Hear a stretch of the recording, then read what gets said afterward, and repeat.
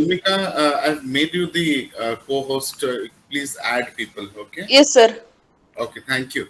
Moving ahead, today we will do with the Heart of Darkness by Joseph Conrad. And to start with, the author Joseph Conrad was born and as an orphan, and he was, Conrad was an orphan by the age of 12, where his mother and father, both died as a result of a time that the family spent in exile in Siberia for plotting against the, Russian Star. And at 17, he traveled to Marseilles and began to work as a sailor, and eventually he began to sail on British ship and became a British citizen in 1886. And at the age of 29, and that is during that age, and it was about the time he changed his name to the more British sounding Joseph Conrad, and published his first short story. And for the next 8 years, Conrad continued to work as a sailor and continued to write. And he published his first novel in 1894. So in 96, Conrad married Jessie George, and he quickly won critical praise through financial success, which was eluded him for many years. And both he and his wife suffered serious illness. And then you also see that he wrote his best known work in the years just before and after the turn of the century, Heart of Darkness, which was in 1899. Then you find Lord Jim in 1900 and Nostromo in 1904, and Connor died in 1924. So this Heart of Darkness, if you talk about Heart of Darkness is a text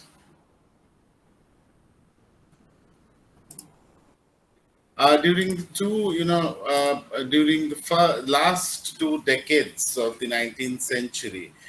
European nations battled each other for wealth and power, and the battle caused the scramble for Africa, in which European countries competed to colonize as much as Africa as possible. So while the colonizing Europeans claimed to want to civilize the African continent, their actions spoke otherwise, and they were interested solely in gaining wealth, and they did not care how they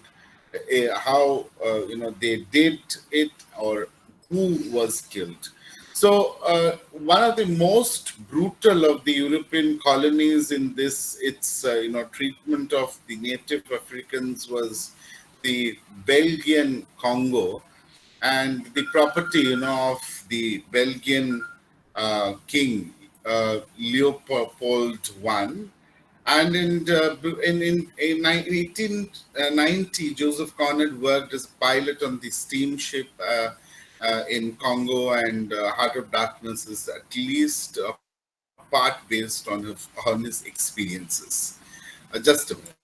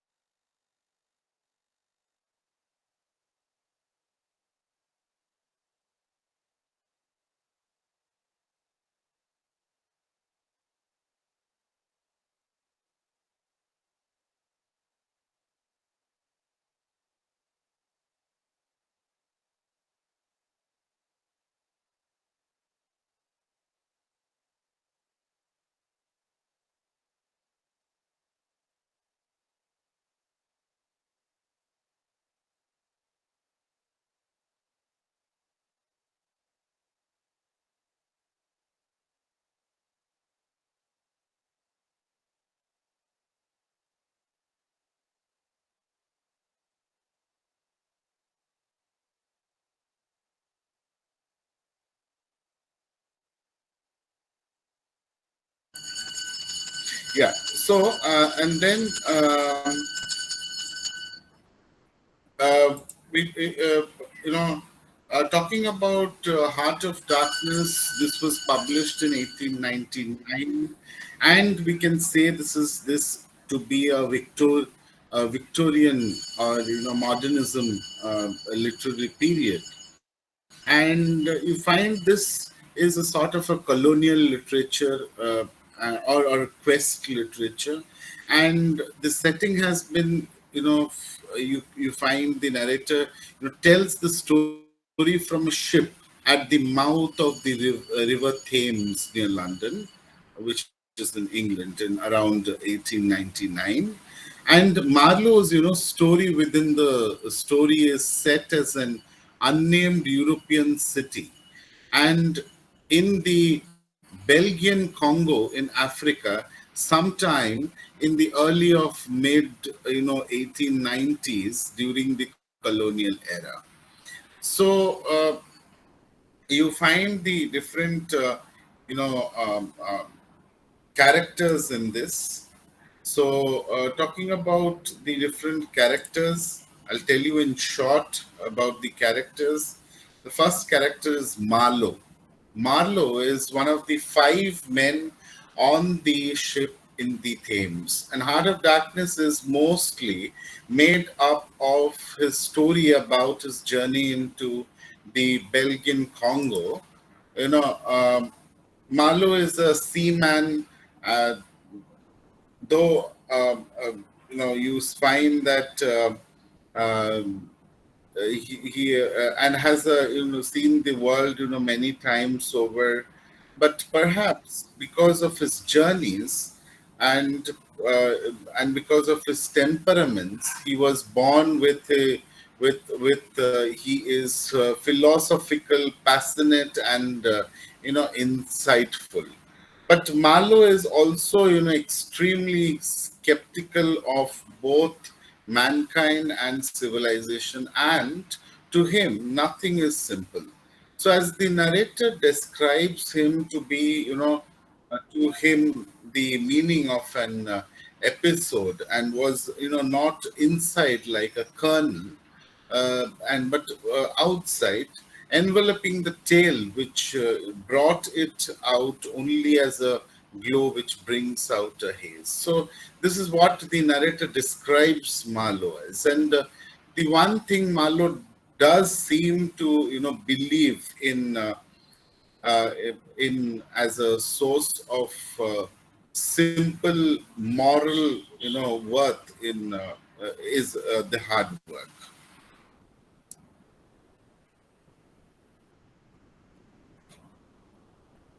And then we have the next character. The next character is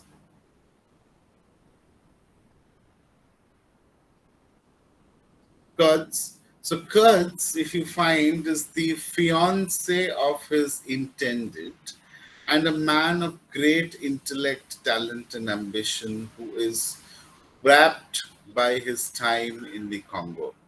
So he is, is the embodiment of all that noble about European civilization, from his talent in the art to his ambitious goals of civilizing and helping the natives of Africa, and can be seen as a symbol of that civilization. But in his time in Africa, Kurtz is transformed from a man of moral principles to a monster who makes himself a god among the natives, even going so far as to perform the terrible rites. So his transformation proves that for all of his talent, ambition, and moral ideas, he was hollow at the core. And then we have the general manager. The general manager is another character where we see this the head of the company's central station on the river, and a very untalented and unexceptional. The general manager has reached his position of power in the company, because of his ability to cause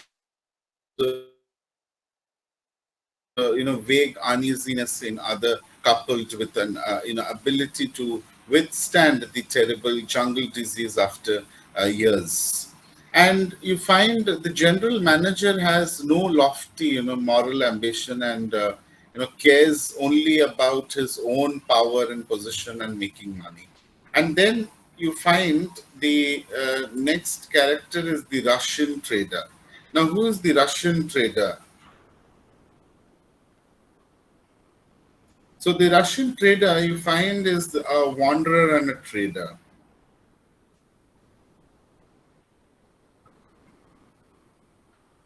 and who wears a multicolored patched jacket that makes him look like a jester and Harley Quinn.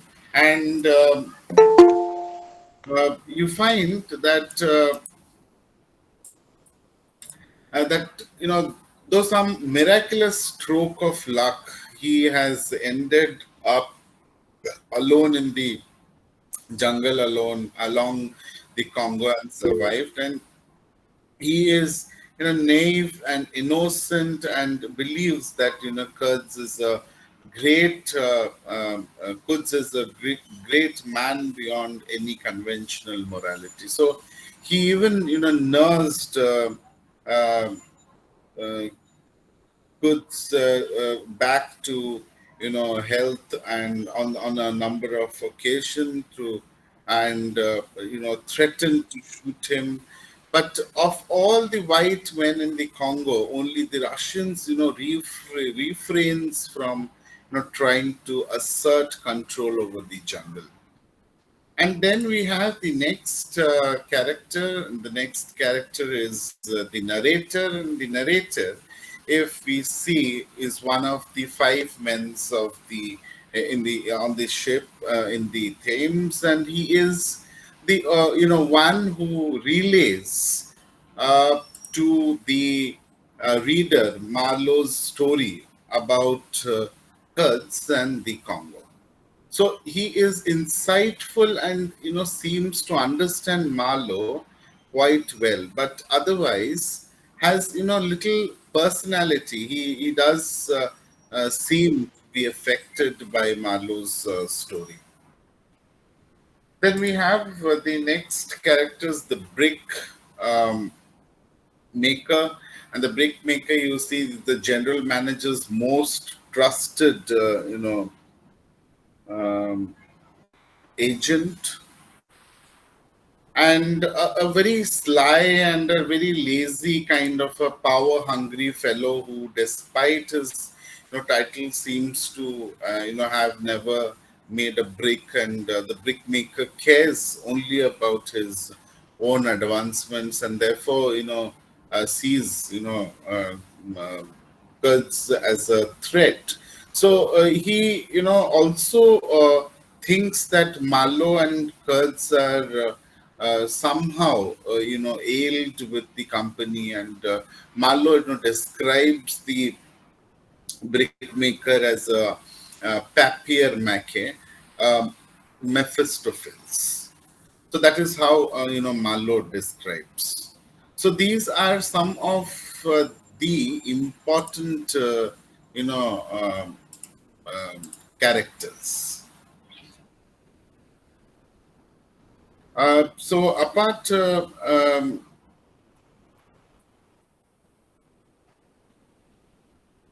1 minute. Yeah. So these are some of the important characters that I told you. And you see, apart from this, uh, we have the chief accountant, the pilgrim, the cannibales. So all these are there. So If I talk about the chief accountant, yes, the chief accountant is an efficient worker with an incredible habit of dressing up in, spotless white and keeping himself, absolutely tidy despite of the sweater and the inner heat of the outer station where he lives and works. And he is one of the few colonials who seems to have accomplished anything, and he has trained knave women to care for his wardrobe. And then we have pilgrims and the bumbling greedy agent of the central station, and they carry long wooden staves with them everywhere, reminding Malo and of the traditional religious travelers. And they all want to be appointed to a station so that they can trade for ivory and earn a commission. So, but none of them actually takes an effective step towards achieving this goal, and they are obsessed with keeping up a veneer of civilization and a proper conduct, and and they are motivated entirely by self-interest. So they hate the natives and treat them like animals, and although in their greed and ridiculousness, they appear less than human themselves. And these cannibals, if you see, they are natives hired as a crew of the steamer, in a very surprisingly, reasonable and well-tempered bunch. Marlowe respects their restraints, and then their claim, they're very, calm, acceptance of adversity. And the leader of the group is, in particular, if you talk about, then seems to be very intelligent and capable of the ironic reflection upon his situation. And then we have, um, Helmsman is a young man from the coast, trained by Marlowe's predecessor to pilot, the steamer, and he is a serviceable pilot. Although Marlowe never, comes to view him and as much more than a mechanical part of the boat, but he is killed when the steamer is attacked by, natives hiding on the riverbanks. And then we have Kurt's African mistress. So, African mistress is a fiercely beautiful woman loaded with jewelry who appears on the shore when Marlowe's steamer arrives at and leaves the inner station. And then you see she seems to be exert an undue influence over both Kurds and the natives around the station. And the Russian trader points her out as someone to fear. Like Kurds, she is an enigma, and she never speaks to Malo, and he never learns anything more about her. So this is the African mistress. And then we have aunt is Malo's dotting relative, and then who secures his position, a position with the company, and she believes firmly in imperialism as a charitable activity that brings civilization and religion to suffering simple savages. And she too is an example of Malo, of the you know of and she talks, is an example as an illusions of women.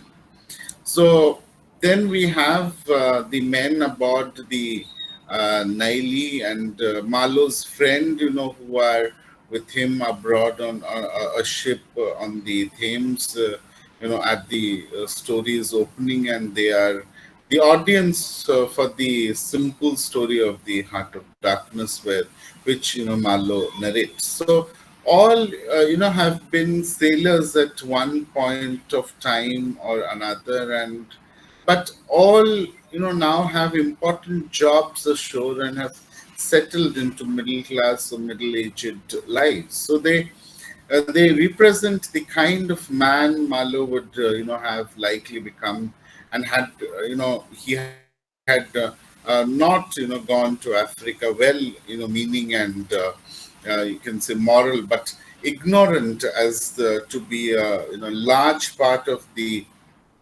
world beyond England.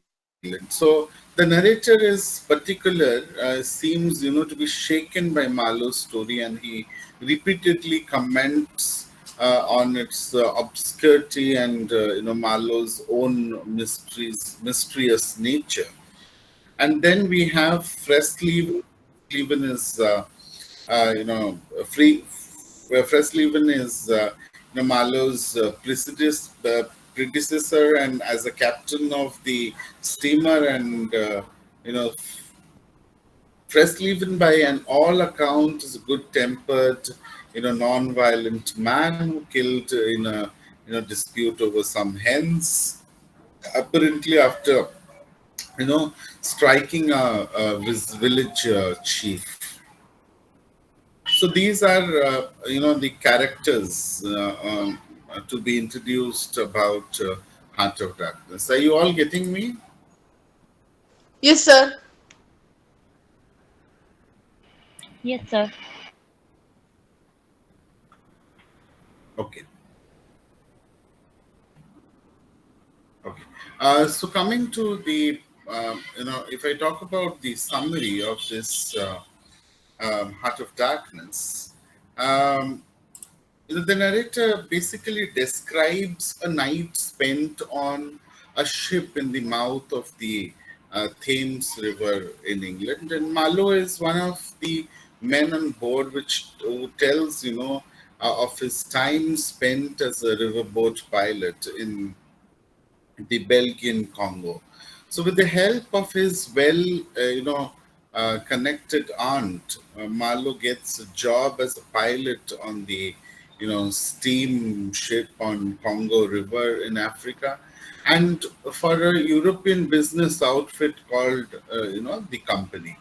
So first he travels, to the European city, describes as a, whited um, sepulture, and to visit the company's headquarters, and then to Africa, and up to Congo to assume command on of his ship. And then you see the company headquarters is strangely ominous, and on his voyage to Africa he witnesses waste, incompetence, negligence, and brutality to so extreme that it would be absurd if it weren't so awful. So, in particular, he sees a French warship firing into a forest for no, discernible, reason, and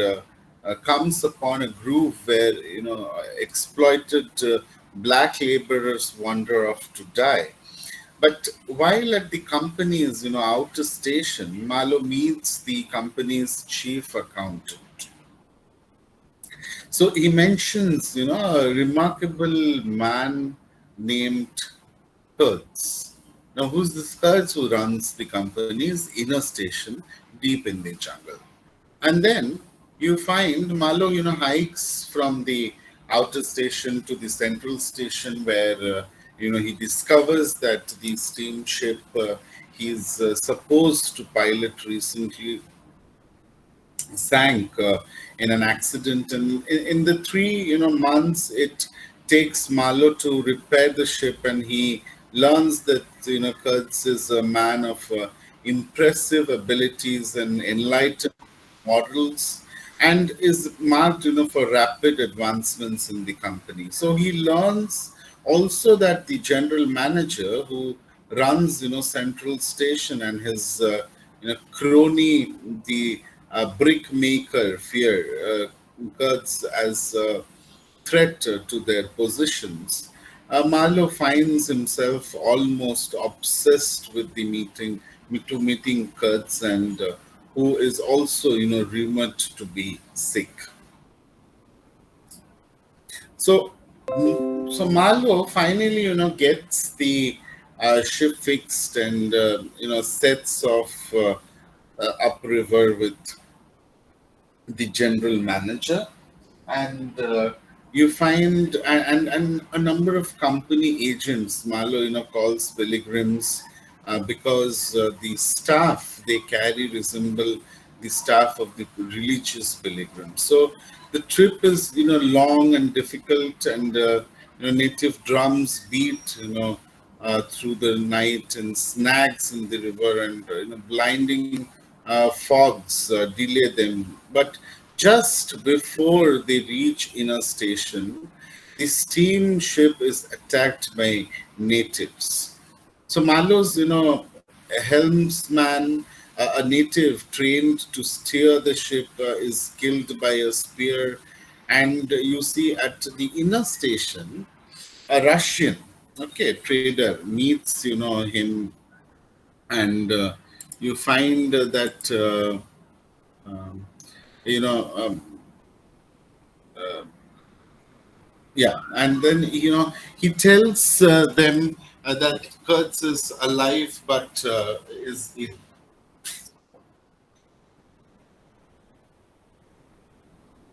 so later you see as the general manager goes to get Kurtz. Amalo talks to the uh, Russian trader and realizes that Kurtz has made himself into a brutal and vicious god to the knaves. And when the general manager and his men bring Kurtz out from the station house on stretcher, the natives you find they include a woman who seem to be Kurt's mistress and appears ready to riot, and but Kurtz claims them, and they melt back into the forest. So then you find the Russians, they see the general manager has it in for him, and slips off into the jungle, but not before telling Marlowe that Kurtz ordered to attack on the steamship. So that night, Marlowe discovers Kurtz crawling towards the native camp, and Marlowe, persuades, Kurtz to return to the ship by telling him he will be utterly lost if he, causes the natives to attack. And then you find the steamer, sets off the next day, and Kurtz is too, ill to survive the journey, and gives him, papers to Marlowe for safeguarding, and he dies. His dying, words are, where he says the horror. And so Marlowe, believes Kurtz is judging himself and the world. So Marlowe, Marlowe is also, falls ill but survives, and he, returns to the city in the Europe, and gives Kurt's papers to the relevant people. And the last person he visits is Kurt's intended, his fiance, and she believes Kurtz is a great man, both very talented and moral, and asks Marlowe to tell her Kurt's last words. But Marlowe, can't find it in himself to destroy her beautiful delusions. So he says Kurt's last words were her name, and on the ship in the Thames, Marlowe falls silent, and as the narrator stares out from the ship, it seems to him that the Thames lead into the heart of an immense darkness. So this is a very small, novel, and you find as a part of it, and you see. talking about this novel, we have basically we have around three parts. So there are basically three parts with different sections, and to talk about the themes, yeah. So we see that colonialization, as I said from the very beginning, that we can say that Heart of Darkness is a colonial literature. So colonialization as one of the theme that we see, it has been reflected by uh, Joseph Conant. It says Marlowe's story in The Heart of Darkness, which takes place in the Belgian Congo, the most notorious European colony in Africa, because the Belgian colonizers' immense greed and brutal treatment of the native people, and in its deception of the monstrous wastefulness and casual cruelty of the colonial agents towards the African natives. The Heart of Darkness reveals the utter hypocrisy of the entire colonial effort. So in Europe, you see colonialization of Africa was justified on the grounds that not only would it bring wealth to Europe, but it would also civilize and educate the savage African natives. So the Heart of Darkness shows that in practice, the European colonizers used the high ideals of colonization as a cover to allow them to viciously rip whatever wealth they could from Africa. And you see, unlike most of the novels that focus on the evils of colonialism, and Heart of Darkness pays more attention to the damage that colonialization does to the souls of white colonizers that than it does to the physical death and devastation unleashed on the black natives. So to this, you can see the focus on the white colonizers makes the novel somewhat, very unbalanced. It does allow, the Heart of Darkness to extend its criticism on, colonialism, and all the way back to its, corrupt sources, the so-called civilization of Europe. Okay. Sir, what is hypocrisy? I'm sorry? What is hypocrisy? Hypocrisy. Yes, sir. Yeah. So hypocrisy is, what is hypocrisy? Who can say that? It's a, it's a, a practice of claiming to have a higher standard, or, a, a belief. So people, you say hypocrisy is, somewhat which can be toxic. You can also, consider it as a toxic thing. Yes, Bhavana. Yes, I, according to me, hypocrisy means pretending something which we does not really exist, or we does Yes, not really have something. yes, yeah, yeah, correct. So who asked me this question? Sir, me. Yeah, yeah, okay. Bhumika, so did you get? Yes, sir. Okay, yeah.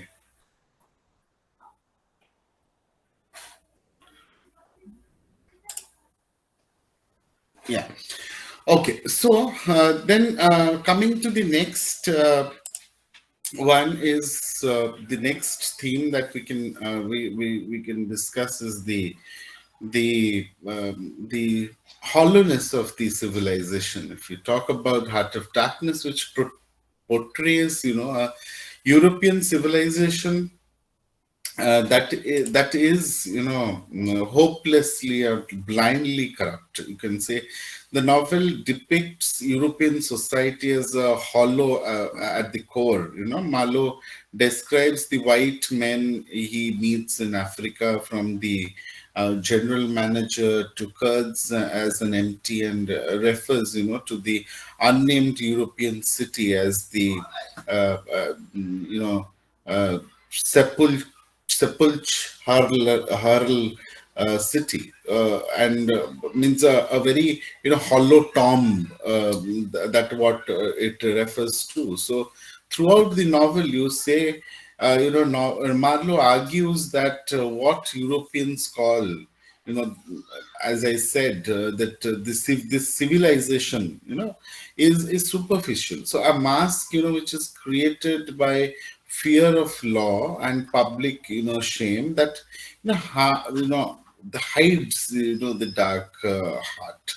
So just as you can say a beautiful white, sepulture which hides the, decaying dead inside.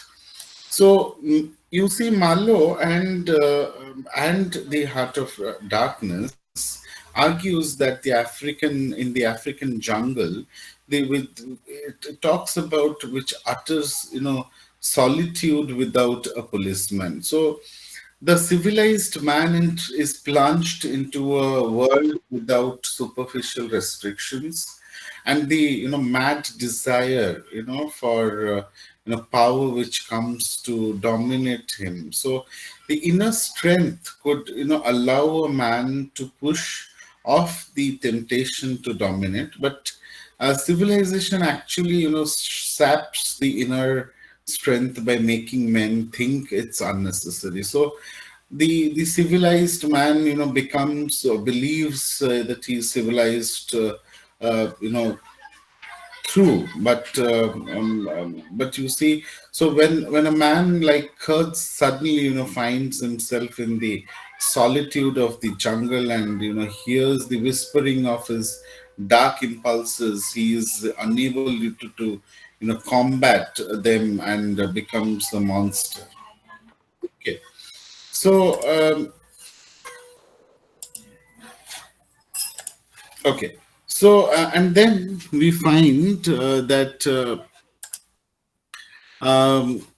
The lack of you find the lack of truth as one of the themes here, as Conrad has reflected, because the Heart of Darkness plays with the genre of quest literature, and in a quest, a hero passes through a series of difficult tests to find, an object or person of importance, and in the process, which comes to a realization about the true nature of the world of human soul. So Malo, seems to be, on just such a quest, making his way far, past absurd, and then you find on his way up to Congo to find Kurds, and you see the shining, beacon of European civilization, and morality in the midst of the dark jungle, and the, flabby, rapacious folly of the other, Belgian company agents. So you find, Malo's, quest is a failure. Kurtz turns out to be, the biggest monster of all, and with that, the failure, Malo, learns that at the heart of everything there lies only darkness. So in other words, we can say that you can't know other people, and you can't, even really know yourself even. Okay, so there is you there is we can say that there is no, fundamental truth. Okay, So, are you all getting me? Yes, sir. Yeah. Yes, sir. Yes, sir. Yes, sir. Yes, sir. Okay. So, and then we find work as one of the themes um, in this particular text. And here you see, in a world where truth is unknowable, and men's heart are filled with either greed or a primitive darkness that threatens to overwhelm them. And Marlowe seems to find comfort only in work. So Marlowe notes that he escaped the jungle's influence, not because he had principles or high idols, but because he had a job to do that kept him busy. So we can say that work is perhaps the only thing in the heart of darkness that Marlowe views in an entirely positive light. But in fact, more than only once, Marlowe will refer to work, or or items that are associated with work, like Revit, and you can say that something very real. So where the rest of the jungle and the men in it are very unreal. So uh, work is like a religion to him. So yeah, a source of support to which he can cling in order to keep his humanity. So this explains why he is so horrified when he sees laziness, or poor sort of work, or machines which are left out to rust. And when other men cease to be do honest work, Marlowe knows that they have sunk either into the heart of darkness, or the hollow greed of civilization. So this what you find. And then we also see, when we are talking about Africa, we shouldn't follow about the racism is also that is reflected in the text in Heart of Darkness, where we see that uh, many of the critics, they say that this Heart of Darkness is a racist book. So some of them say that that this text talks about the Europeans as survivors to Africans, while other believes that the novel attacks colonialism, and therefore it cannot be racist. So it's an arguable topic. So there is so there can be different points of view, and the different ways to which you can look for. And this is evident in the book that supports both sides of the argument, which is another way of saying that the book's actual stance on the relationship between blacks and the whites is not itself black and white. So the Heart of Darkness attacks colonialism as a deeply flawed enterprise which runs by corrupt and hollow white men who perpetrate mass destruction on the native population of Africa.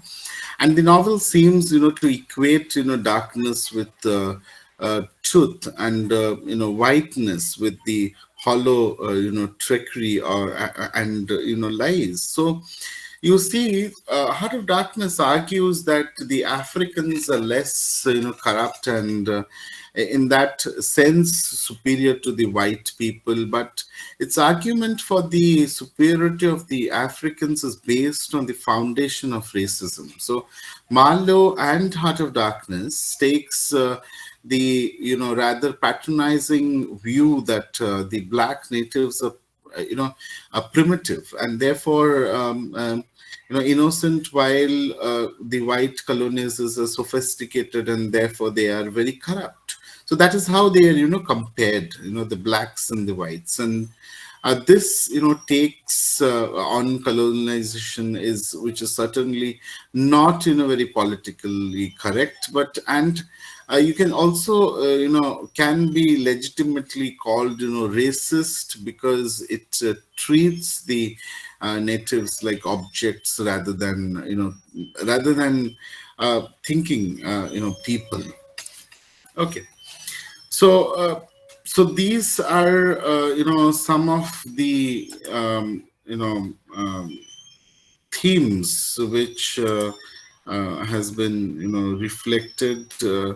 Yeah, we can say hypocrisy of imperialism is can be also a theme, because the madness is a result of imperialism, where you can see the madness which has been shown, the absurdity of evil, as we discussed. So you can we can also talk about we can also say futility.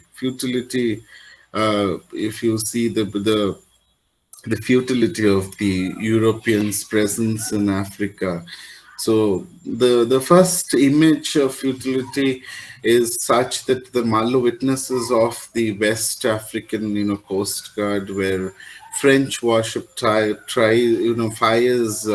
pointlessly, as in at an invisible enemy. And another image which appears later at the central station, where Malo watches as a frantic Europeans pointlessly attempts to extinguish a burning grass hut. And in addition to these instances of the useless action, Malo takes note of the pointless labor practices at this company station. And there he observes white Europeans forcing Americans, means the Africans, to blast a hole to through a cliff, for no apparent reason. So he also nearly falls into a random hole in the ground that slave laborers would dug. And Malo speculates that the hole has no purpose other than other than to occupy the slaves. So it might have been connected with the philanthropic desire of giving the criminal something to do. But as with the examples of the warship and the grass hut, the grossly very inefficient labors practices at the company station suggest the pointlessness of the European mission in Africa. And then we also see that contradiction and ambivalence. The I have already I told you about hollowness. So contradiction, which appears everywhere in the Heart of Darkness, is particular with respect to the European characters who serve as living embodiment of imperialism. For example, we can say Malo insists that Fresleven, the Danish captain, he replaced and was completely harmless. But he also describes how the man ended, in a violent dispute over, things. Just give me a moment, 1 minute.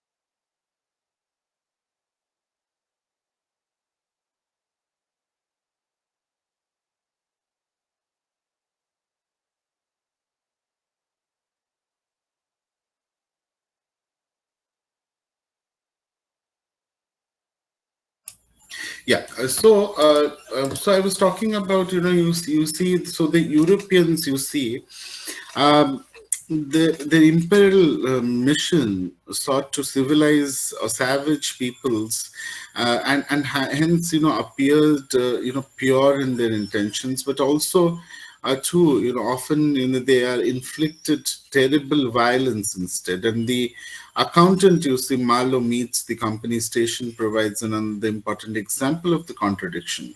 So, despite the filth and the chaos that you know um, that you find in the at the station, the accountant maintains and make a state of clean suit and perfectly coiffed hair. And now Marlowe respects the man for maintaining a sort of semblance of civility even in the wilderness, and such an image of civilization in the jungle, or of the say light in the darkness, which represents another contradiction of the European civilizing mission. So contradictions also bound the Marlowe's outlook on colonialism, as well as an ambivalent views on life. And he opens his story by describing his belief in the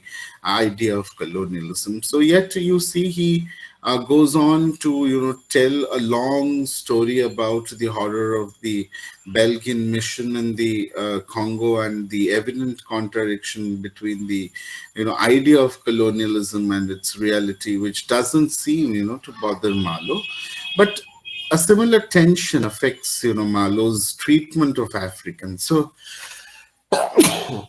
excuse me. Um,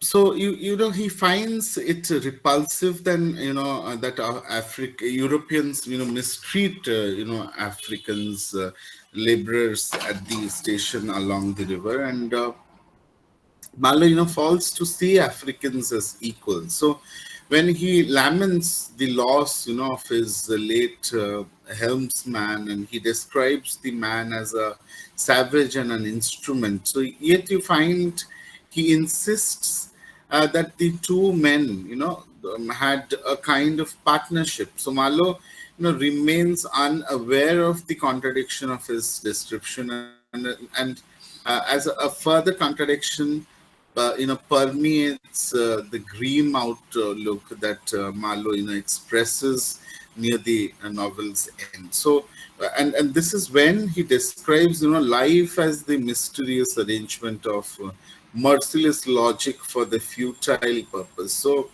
you see, according to Marlowe, life is at once full of merciless logic, and yet which has completely a futile purpose that is, and it is once meaningful and meaningless.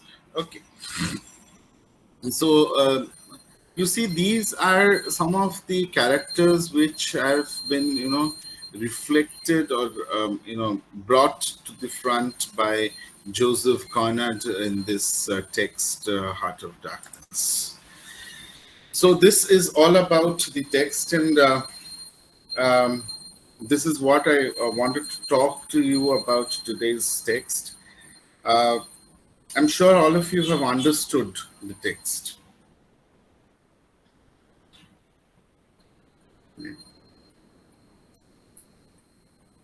I am talking to you all. Yes, sir. Understood. Yes, sir. Understood. Yes, Yes, sir. sir. Yes, sir.